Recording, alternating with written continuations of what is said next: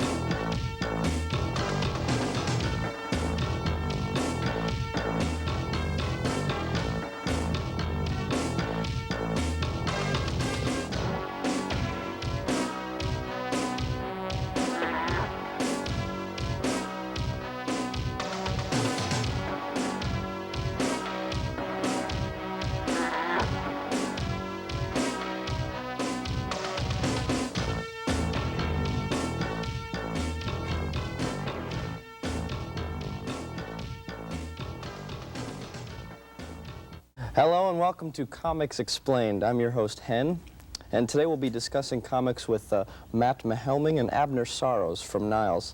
Thanks for coming down today, guys. So, how's the weather in Niles nowadays? Are you having a hard time adjusting to the Chicago Springs? That's okay, you don't have to answer that. Well, let's get right down to it, shall we? Business at hand today is, of course, comics and their themes and various artwork. I have here a Nancy from May 1st, 1996, Wednesday. Let me read it to you. Give me your honest, candid reactions. Panel 1. I just ate the leftover tacos. A fine thing to eat just before going to bed. Are you asleep yet, Nancy? I was asleep, but I woke up. I'm sorry I ate that batch of tacos.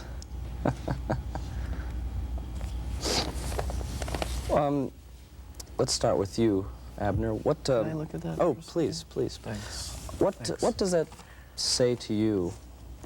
You know, it's in black and white, but you can see the colors. It's really wonderful. Their ability to do that nowadays. Okay. Well, while you're studying the art, Mike, any comments about the theme in running through the panel? Ernie Bushmiller, gone but not forgotten. It's really amazing the way the text and the art work together. Now, you remember before, Nancy's gone through an upheaval, you see. This is back to the retro style of the 40s and 50s, Nancy. Do you think, does this represent a dangerous trend in today's comics? Well, in terms of upheaval, since she ate the tacos, that could be the second upheaval, which means, are you commenting on the bulimic aspect of... That... Interesting point. Let's take a look at some of these other Nancys, and perhaps... Now this one, I think, speaks of the thing we were speaking of. Let me read it to you. That new girl, Mary, is so conceited. Excuse me, how many O's are in so? 3. Okay, I knew that, okay. Could tell.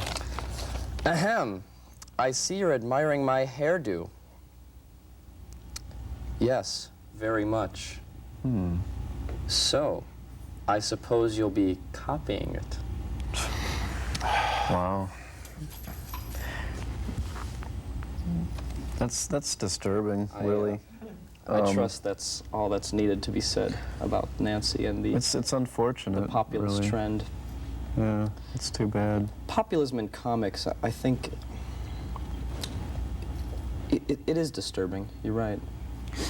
It's unfortunate that, I mean, have you noticed, is this a recent thing? I mean, I haven't been following Nancy as closely as I used to, but has she had this obsession with her looks? Oh yeah, that is a hallmark. That is a hallmark of Nancy throughout the ages. Oh, okay, this isn't just a recent thing. No, then. no, through the years, through the decades.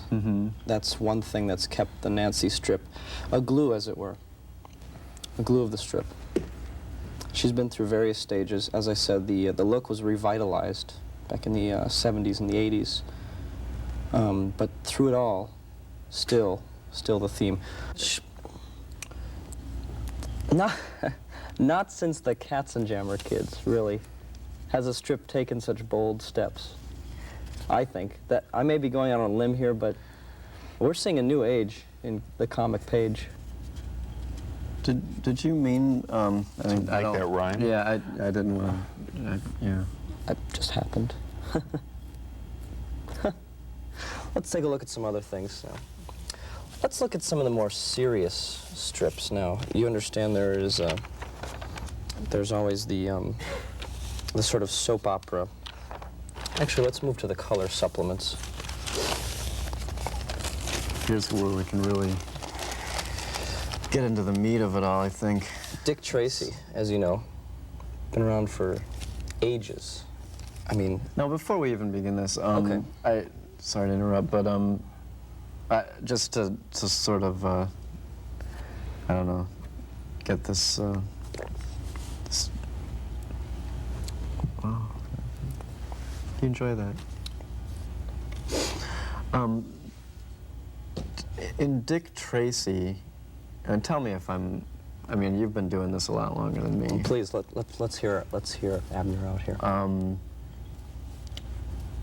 Do you think dick is a verb?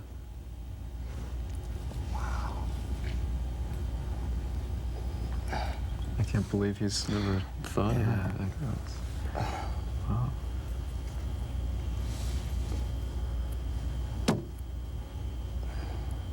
Considering the time frame of the comic itself. Let's take a look at this strip. Okay. I don't want to waste too much time on that. You've certainly gotten me out of that one. You've really gotten me. Maybe something will emerge from this specific. Let's take a look. You know. Dick Tracy. As you know, several generations of art now. Dick Tracy, much like the James Bond films of the 70s, has particular characteristics. So this first would be the panel- Roger Moore James Bond you're thinking of. Right. Not the Sean Connery. Well, it's actually both. I'm not a film study. I just I know that there are conventions with both. This particular convention here, the first panel is always Crime Stoppers textbook. No, not today's. Well, actually, it is today's. May 12th, 1996. Crime Stoppers textbook. Police. Check with adjoining states. Car thieves move the goods fast. That's helpful. Move the goods fast. Let's go on to the strip. First panel. Now, this is something that I find fascinating about Dick Tracy. Their ability to use the starkest possible images to convey the deepest meanings. Take a look at this first panel. Mr. Mahelming, what do you think about that?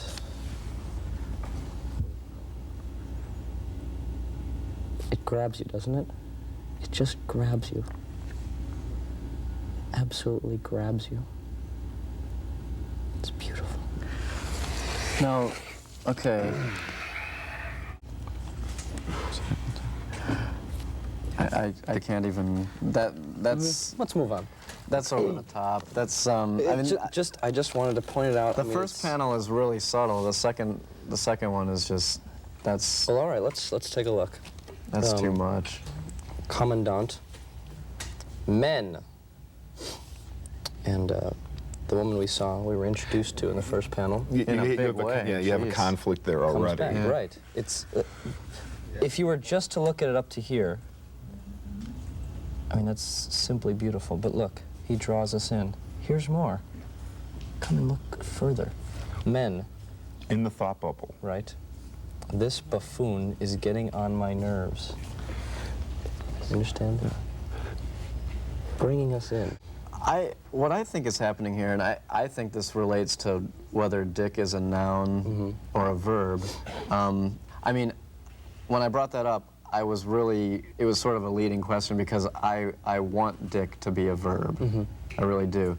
But this second panel disturbs me because it's got this hyper feminist quality to it. It's like, I am woman, here my gun. Right. You know. It's beautiful. And this, okay, this is a desperate man. I mean, he's just yelling the word men. Desperate. You know? Yes. It's like, can I do the voice? Please. Men! That's beautiful. You know? That is so... And Right. he's trying to be forceful, obviously, and it's very bold. Look, I mean, look at the way they wrote this. That's Right. Well, very bold and an exclamation point. in a She's ratio to the rest of the text. And she's holding the gun. Interesting. Yeah. Dick DiBartolo, early scripter, DC Comics, would often use this same sort of convention where he would introduce a panel. Here it is, and you'd look at it, and if you were just to look at that panel, you'd say, what is going on with this comic? What in God's all good earth is going on with this comic? And you'd have to move on to the next, you see? It's beautiful. It's just absolutely beautiful. I don't need any more. Yeah. Okay. I don't. Should we go to Peanuts? I mean, that's... A standard, sure. Yeah. I'll read this one. Peanuts. Now, Charles Schultz. Let's just start out, and I admire Charles Schultz. I admire the man. I think he's stayed with a humanist sort of theme through 50 years? How many years has he been doing this strip? 50 years, 100 years? All the while, still staying true. Also the first to introduce Freudian psychology, I believe, to the Yes, comics. yes. Very important. Well, the comics page, as a reflection of modern society, has a tendency to be misused, but I think Charles Schultz has definitely done a lot for this country. We might not even been here had it No. not been for Snoopy and his ilk. Well, let's read this one and see what we can get from it. Young? Sure, I was young. When I was 4 months old, I used to lie on my stomach and kick my feet. This is so beautiful. When I was 6 months old, I got up on my hands and knees and I rocked back and forth. Pretty soon I learned to crawl. I used to crawl all over the house. I thought crawling was great. It gave me a new freedom. I crawled everywhere. But let me tell you something. Walking is a whole lot better. You certainly can't argue. What more is there?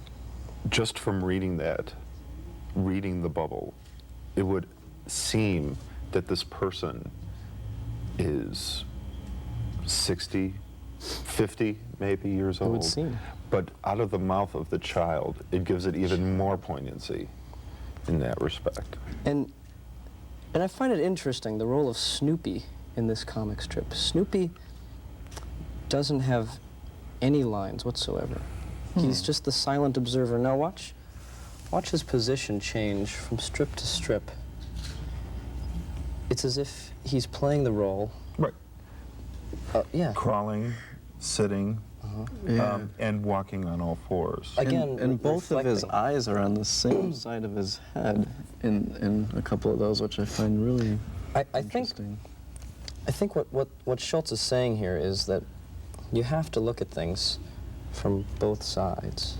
You see?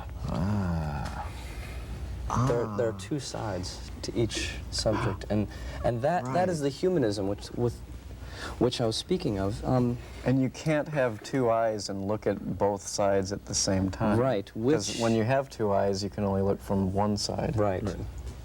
And you understand, and you see that this panel that he does have the two eyes. We're talking about rocking back and forth, hands and knees. You see the struggle, the uprising of the human spirit. It just brings a tear. There is a sense of unresolved, though, even at the end of the comic itself. It's not quite uplifting. Walking is a whole lot better, yeah. Because what he doesn't realize, that walking isn't a whole lot better. He'll probably have to revert back to crawling. Well, there are two dots at the end. Ah, okay, yeah. So, I don't know why they didn't put three. I mean, an ellipsis is supposed to have three dots. Technically, yes. This is somewhere between a period and an ellipsis. And it's obviously not a stylistic trait, because here you see the end of each Right. panel. Right. The ellipse is the three dots. Well, of course, there are only two there, but there are three there. So he knows. Yeah. He knows how to use an what ellipsis. Right. Yes, you know. there's no doubt about it. Schultz knows an ellipsis as well as anybody on any of these pages. I mean, the crankshaft that I read earlier, the ellipses. I mean, he even goes so far as put four dots. Yeah. See, that's just that's overkill. Superfluous, maybe. Yeah, I don't know. I'm not sure what that happened. You're undermining your point when you do stuff like that. You're defeating the purpose. Yeah. I mean, exactly. Christ, four dots. There's no need. Please, you want to draw in Siberia? I think. Let me read this. Let me read you this one. The Wizard of Id. You reminded me of this when you were speaking of Freudian psychology. So who does Wizard of Id? Is that, This would be Parker Lewis. Parker Lewis. So he was very influenced by Charles Schultz, I would imagine. I believe so. I mean, the drawing style.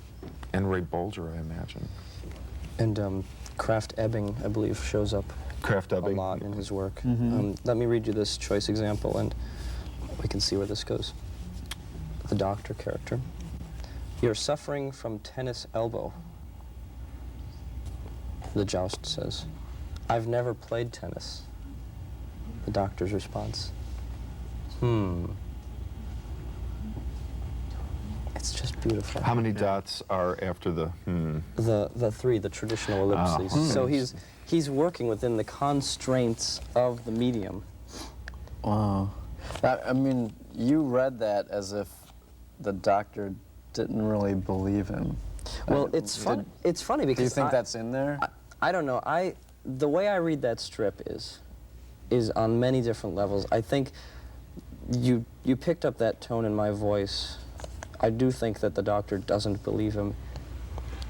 I think this strip, if anything, if there were one single factor to completely turn the Medicare situation upside down, it would be this strip right here. Yeah. The doctor character is just, I mean, he plays the role. He says what everybody has on their minds, but he says it.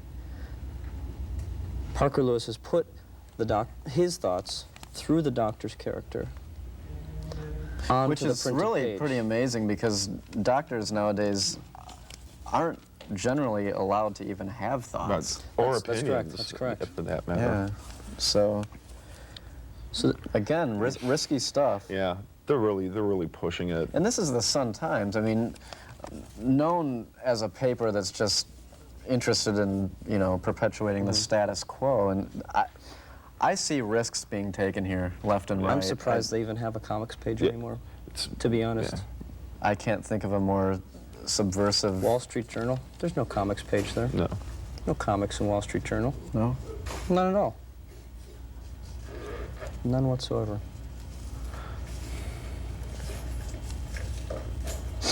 Several steps beyond yellow journalism, I'd say, yeah. And to be quite honest with you, I don't know if they'll ever catch on. Wall Street Journal? The Sun-Times, I mean, Oh, right. or any other paper for that matter. I mean, these comics, you have to understand, go out to millions of people every day. Oh, so you think the Sun-Times is actually oblivious to how I do. subversive I their think comics? so. I mean, how could they allow that? Any of this? That's, How would they allow that? here I was all ready to give the Sun-Times some credit. One thing I wanted to look at, we're talking about subversiveness on the comics page. This I find to be one of the most singularly disturbing elements I've ever seen or read or heard about on the comics page. Let me show you. This is the Dennis the Menace panel, page 57 of the Sun-Times, Wednesday, May 8th, 1996 edition. And this, I believe, was the final edition. Let me read it to you. No, I don't want to see what's in your mouth.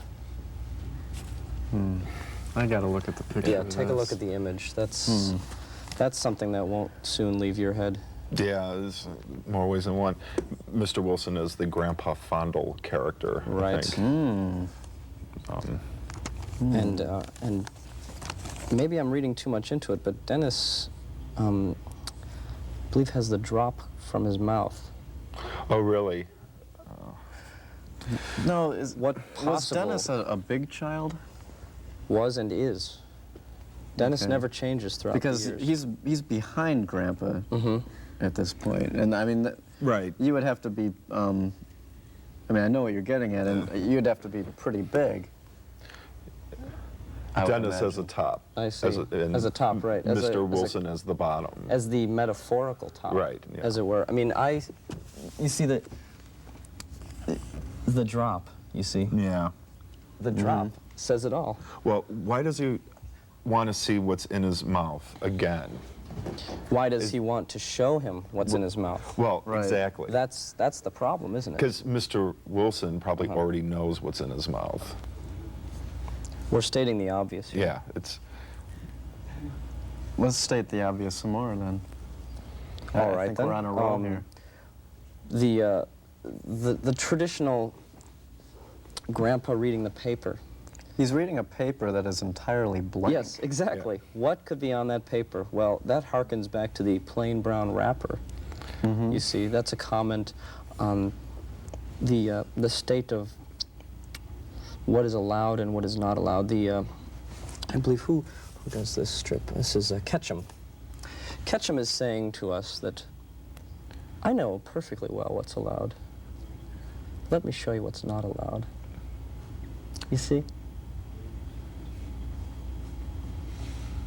So hence the plain brown wrapper. You'll notice the subtle placement of household implements also. The floral print seat, which I believe doesn't exist in the normal Dennis the Menace strip continuity. I believe it's a plain corduroy, brown corduroy seat. And the lamp next to Mr. Wilson's head. And you can tell by the sketch lines there that that's a new addition to the strip. I think that the early version of this panel didn't have a floral print. I don't think it didn't have a lamp. Didn't have a lamp at all, right? And you think that there was writing in the... okay, so what There could have been. you're mainly saying that the strip has been censored. It has been, yes. Okay. But I also do believe that by censoring it, Ketchum I mean, he's added the floral print, he's added the lamp. Do you think Ketchum himself added it? Well, I think he was forced to, is what I think.